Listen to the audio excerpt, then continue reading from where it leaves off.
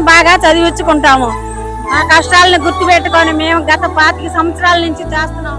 అంగన్వాడీ టీచర్లు, మినీ టీచర్లు, ఆయాలు, అలాగే పారిశుద్ధ కార్మికుల పిల్లలకు కూడా తల్లికి వందనం పథకం ద్వారా రూ.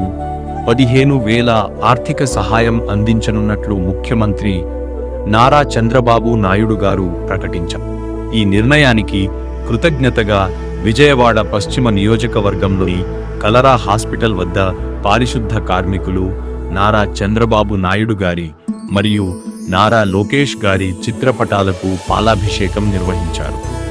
ఈ కార్యక్రమంలో ముఖ్య అతిథిగా పాల్గొన్న తెలుగుదేశం పార్టీ నాయకులు మహమ్మద్ ఫతావుల్లాహ్ గారు, పేద విద్యార్థుల భవిష్యత్తుకు అండగా నిలుస్తున్న ముఖ్యమంత్రి నారా చంద్రబాబు నాయుడు గారికి, విద్యా సంస్కరణలకు కృషి చేస్తున్న మంత్రి నారా లోకేష్ గారికి ప్రత్యేక ధన్యవాదాలు తెలిపారు.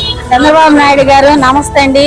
మమ్మల్ని గుర్తించుకొని మీరు మా పిల్లలకి సాయం చేసినందుకు పిల్లల్ని బాగా చదివించుకుంటాము. మా కష్టాలను గుర్తుపెట్టుకొని మేము గత 25 సంవత్సరాల నుంచి చేస్తున్నాము అండి. పిల్లలకి మాకు మీరు సాయం చేసినందుకు మాకు చాలా సంతోషంగా ఉంది. మేమందరం కూడా మీకు రుణపడి ఉన్నాము. ఆ రుణం కంపల్సరిగా మేము మళ్ళీ ఎలక్షన్ లో కూడా మేము మిమ్మల్ని జై కొట్టిస్తాము.